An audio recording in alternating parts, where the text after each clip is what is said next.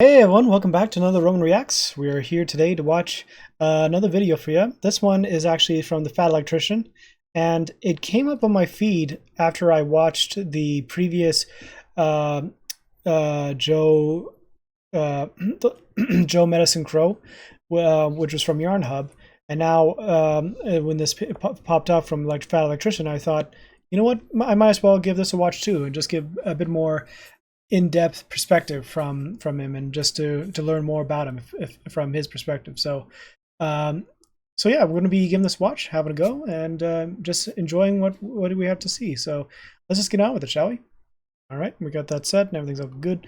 So yeah, we got the younger Joe here, and he's going to explain what's going on. So yeah, it's a little shorter compared to like most other videos I've seen with Electrician, but no doubt this is going to be a fun one. So let's give this a watch. Okay, here we go. And I quote, "With the incense of burning cedar and the singing of sacred songs, I came into the world." I was singing too, although they probably thought I was wailing. Today we're talking about Dr. Joe Medicine Crow, the last man to perform all 4 tasks to earn himself the title of Warchief, and he managed to do it all during World War II. But first, a word from today's sponsor. This video is brought to you by Ground News. Hold on. In all caps and in red, avoid using phrases like, quote, but first a word from today's sponsor. Try to incorporate a natural segue into the ad. All right, you want a segue? I'll give you a segue.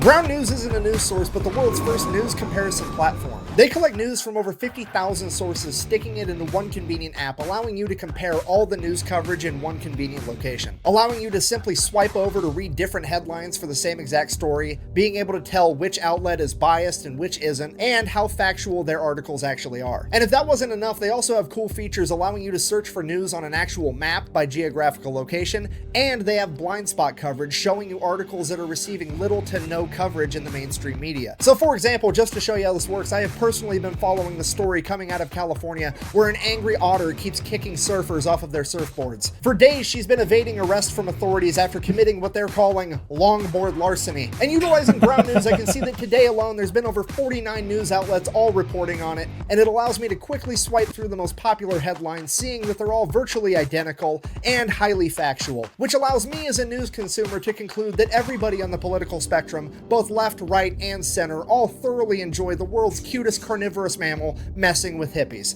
Born on October 27, 1913, Joe was raised on the Crow Indian Reservation in Montana under the watchful eye of his grandfather, the original Chief Medicine Crow, who was considered to be one of the greatest Crow war chiefs of all time, and he would raise Joe to follow in his footsteps. As a child, he was taught how to hunt, fish, track, ride a horse with no saddle, and to make him tough, his grandfather would make him run outside in the snow barefoot and bathe in frozen rivers. All of which were skills and traits that Joe would need to even stand a chance at becoming a war chief like his father and his grandfather. You see, to become a Crow war chief, you had to complete 4 tasks. You had to lead a successful war party where neither you or any of the men you were leading got hurt. You had to disarm an enemy in combat. You had to steal an enemy's horse. And finally, you had to perform a counting coup. Most people describe a counting coup as touching the enemy without actually having to kill them. I don't know if that's the PG-rated version or if they're just underselling it, because it's way more badass than that. One of the ways that you can do this is to run up and touch the enemy with your hands, your bow, or your coup stick and escape unharmed. And this is seen as an extreme act of bravery because rather than shooting at the enemy from far away with a bow or a gun, it takes a real badass to roll up on somebody that wants to kill you, get within arm's reach and go boop, and then get away completely unharmed. Like you're just letting the enemy know, by the way, you're completely outclassed and you should probably reconsider what you're about to do next. The other way you can perform a counting coup is to force the enemy to surrender without actually having to kill them.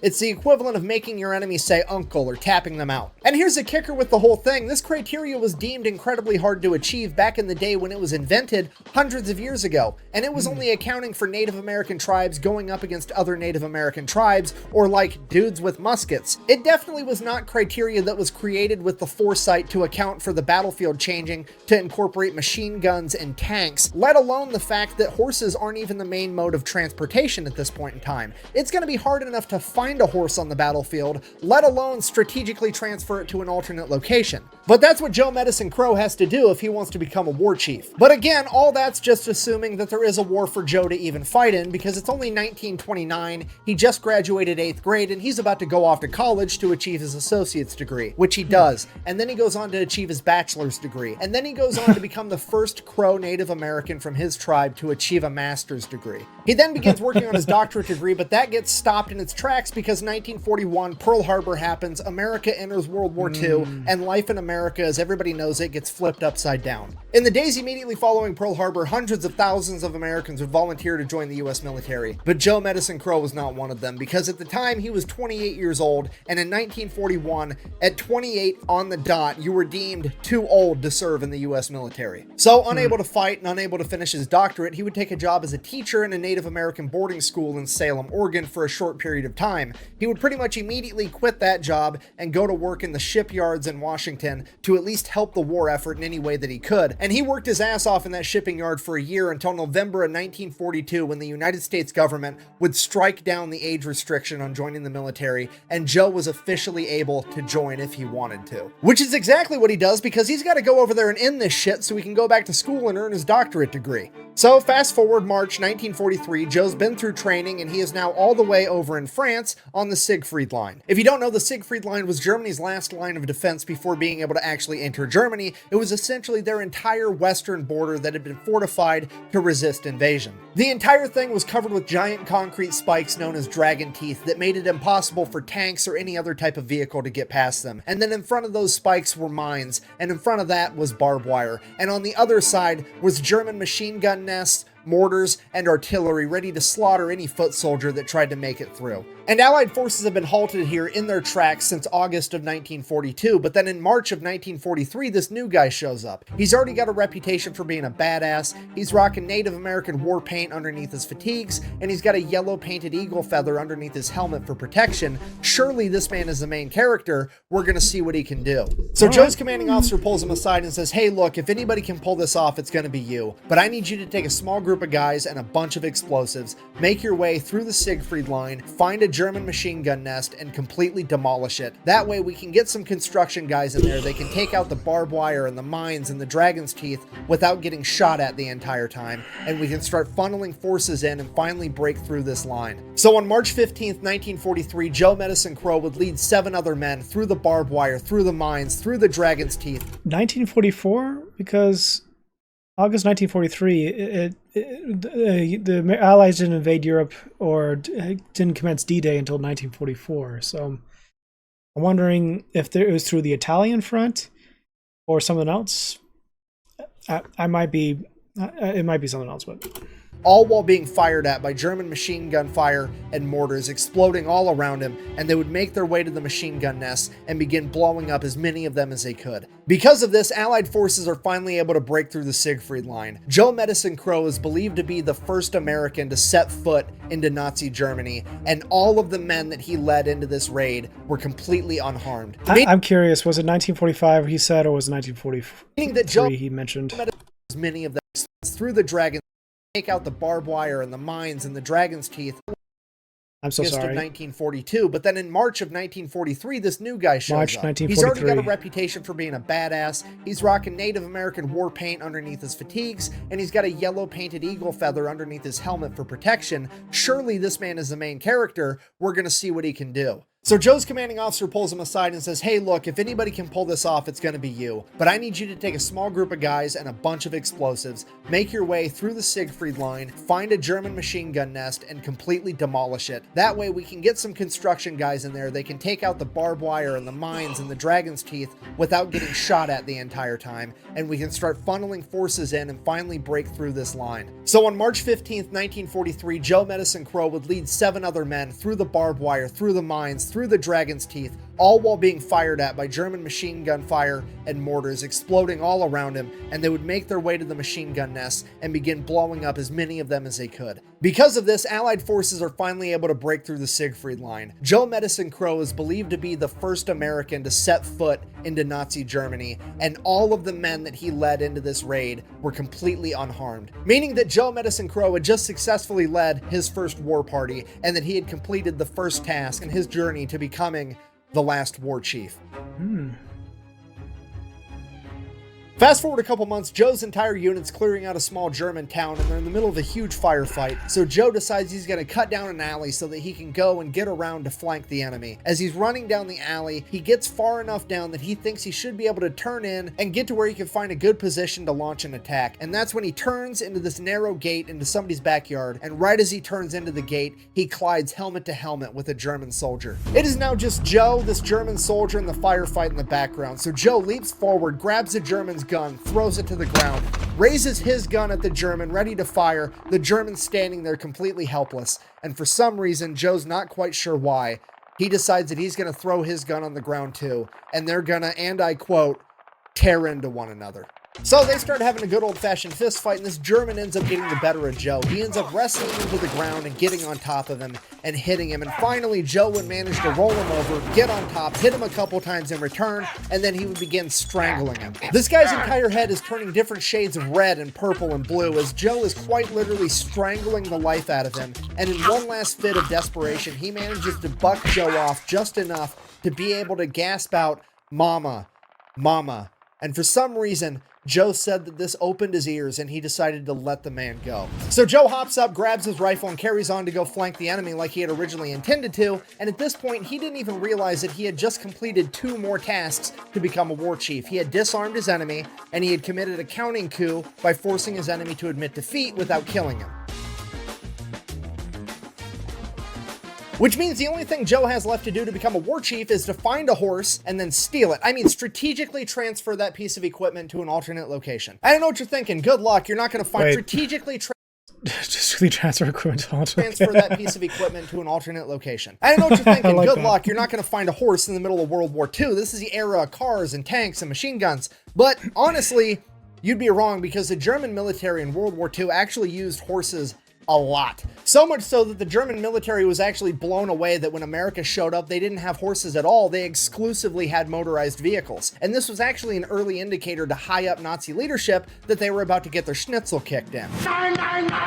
Because this highlighted the enormous gap in logistical power between Germany and America. America was creating enough motorized vehicles and refining enough oil, and then had the power to ship it all the way across the planet to provide for their entire military, and Germany couldn't pull that off inside of Germany, let alone across the world. Sorry, we're getting sidetracked. Moral of the story, there's horses, Joe has to find one, and he has to steal it so he can earn the title of war chief. So fast forward a couple months, Joe gets sent out on a mission, being a scout, to scout ahead for his entire unit. So while he's out there by himself, he's looking through his binoculars, and holy shit, it's a German SS officer on horseback. So Joe, using what his grandfather taught him when he was a child, tracks and stalks this guy for miles and miles, and he ends up leading him all the way back to this farmhouse up on a little hill, and there's an entire SS platoon in there, 30, 40 guys, and there's 50 horses in the corral outside. So Joe makes his way back to his unit, grabs his commanding officer, is like, "Hey, I found an entire SS platoon, let's go get them." So they move out an entire company at dusk, and they surround this farmhouse, and they're gonna wait there overnight with the house completely surrounded, and they are gonna attack at dawn, first thing in the morning. Fast forward, it's an hour before dawn. The Americans have the farmhouse completely surrounded with their guns pointed in at the ready. They're all night pre-gaming for the dirt nap they're about to take. And Joe decides to go over to his commanding officer and is like, "Hey, hear me out. We're here to take out the Nazis. The horses aren't Nazis. The horses are horses." At which point the commanding officer is like, of course. So he gives Joe permission to go out and try to steal these horses 5 minutes before they launch their attack. It's now dusk, minutes before the sun's about to poke up over the horizon, and Joe sets off by himself with nothing but a Colt 1911 pistol and a rope. He sneaks all the way up to the farmhouse. He sneaks past the guy that's supposed to be on lookout, makes his way over to the corral, opens the gate, makes his way into the barn, opens the barn doors up, gets inside, opens up all the doors on all the stalls for the horses, makes sure not a single horse is tied down, and he finds what he describes to be the most beautiful horse he's ever seen, as he ties a double half-hitch Indian-style bridle, and he hops on that horse bareback. Now, he only needs to steal one horse, but he's gonna steal all 50. Why? Because it's more XP. So Joe hops up on the horse and starts a stampede with the other 49 horses, out of the barn, into the corral, out of the corral, and into the field. The Germans, hearing the commotion, run out with their weapons drawn and begin firing at Joe. The Americans start returning fire with their machine guns and their mortars, and it is now just Joe riding through this open field, bareback on a horse, surrounded by 49 other horses. He's just part of the stampede. He starts singing a traditional Crow war song, as there's nothing but machine gun fires and mortars going off in the background behind him, as the sun finally peaks up over the horizon and covers the field in front of him with rays of light. He has now just completed the fourth and final task to become the last war chief 50 times over in a matter of minutes. And now that we've finally gotten to the point in the story where I've told you how he performed the 4 tasks, can we finally take a moment to appreciate how utterly ridiculous these 4 tasks are? I mean, sure, the first one, lead a war party successfully, that sounds like something you should be able to do as a war chief. However, the other 3 are just straight dunking on the enemy. Like, the amount of disrespect in those 3 tasks is palpable. I mean, let's recap. If you want to be a war chief, you got to roll up on the enemy, touch them with your coup stick, then after you do that, you got to grab his weapon, throw it over there, and then you steal his horse and bounce. I mean, strategically transfer his horse to your stable. If that's not straight gangster shit, I don't know what is. And if you don't believe me, let's just hear what Joe Medicine Crow himself had to say about this. Me, I'm a famous horse thief. Like it or not, that man was a straight grunt and a badass one at that. Sorry, I'm getting sidetracked again. So, Joe and his unit ended up getting diverted over to Poland because war in the European theaters finally starting to come to a close, and as a final act of bravery, him and his commanding officer would end up driving a jeep through the front gate of a concentration camp, leading all of their men in to free everyone there. Shortly after that, Germany surrenders. Joe ends up returning to the United States. He's given a Bronze Star for being the first man to penetrate through the Siegfried Line, as well as the French Chevalier, which, if you don't know, is where you're knighted by France. So yeah, Joe is now officially Sir War Chief Joseph Medicine Crow. He then separates from the military, returns home to the reservation of Montana, where he goes before his council of elders that includes his grandfather, the original War Chief Medicine Crow, tells him everything that happened while he was away, and they officially award him the title of War Chief. From there, he's unable to go. I wonder, do they have to do a witness? Someone who witnesses this is from the story, or is it just word of mouth? Do they trust him from just his word of mouth and experiences, or does he not need a witness to be able to see what he did? I'm curious. Back to school to finish his doctorate degree because he is given the position of official tribe historian by the Crow people. However, he would receive an honorary doctorate degree in 1999 for his work in anthropology, officially making him Dr. Sir War Chief Joseph Medicine Crow. This man has more titles than a used car dealership, okay? He would then go on to live happily ever after before passing away April 3rd, 2016 at the age of 102, taking with him the title of the last war chief. And I know what you're thinking, because I thought the same thing. Why has he got to be the last war chief? What if another young man manages to pull off all 4 feats? Well, it's probably not going to happen, at least not anytime soon, because it's proving to be increasingly harder to A, commit a counting coup in the age of machine guns, and B, find a horse on a modern battlefield. You see, one other man came extremely close to achieving the title of war chief, and it was actually Joe Medicine Crow's nephew, Carson Walks Over Ice. In an attempt to follow in his uncle's footsteps, he became a Green Beret during Vietnam, where he committed a counting coup, disarmed an enemy, and led a successful war party. He then proceeded to carry with him on every mission a rope, just in case he could find a horse, but he never did. But then one day, while patrolling the Ho Chi Minh Trail, he could hear rustling in the jungle off to the side. Something was breaking branches, and as he went in to investigate, it was a VC guiding 2 elephants that were tied together, using them as pack animals to carry guns and explosives. He dispatched the enemy combatant, and stole both of the elephants. Upon returning home and confessing his war deeds to the Council of Elders, they would inform him that he would not be granted the title of war chief because, as it turns out, elephants aren't horses. So in conclusion, the world is going to continue to have knights and sirs and ma'ams and lords and ladies and doctors and college graduates and anthropologists and grunts and brave warriors, but the world very well may never have another war chief ever again. But when we did, his name was Joseph Medicine Crow, the last war chief. Thanks for watching. Best way to support the channel is like, comment, subscribe. Go check out thefatelectrician.com. Quack bang out. That's awesome. That's actually really cool. I swear that why is it that there's so many good stories and things from different people out there that had did so many of these crazy things in World War II, and yet how is it that we don't know much about their stories, and like until they like schooling and history, they just give it a broad brush. They don't go into the details. They just say this major battle happened, this major battle happened, this major leader was killed, this major leader was promoted to help lead a big battle, and just that's basically it. And then when you hear like these little stories, these little things, it just, that is movie worthy. That is like learning about Joe Medicine Crow and learning how he was like from his working hard to becoming a great member of the tribe, wanting to serve in the military, him competing and being able to not only take lead a successful war party, fight touch an enemy without killing him, and even getting a coup is what I think it was, and then finally stealing horses, which is that was something else on itself. And then his nephew stealing an elephant, that's crazy too. And it just comes to show how we should appreciate so much with how these American soldiers, American heroes, these basically legends, as I guess you can say, people like these should never be forgotten, because they create such memorable stories that people should look into and study, and to like, this is amazing work. I can't believe this. I must study more, or something like that, and learn from their perspective.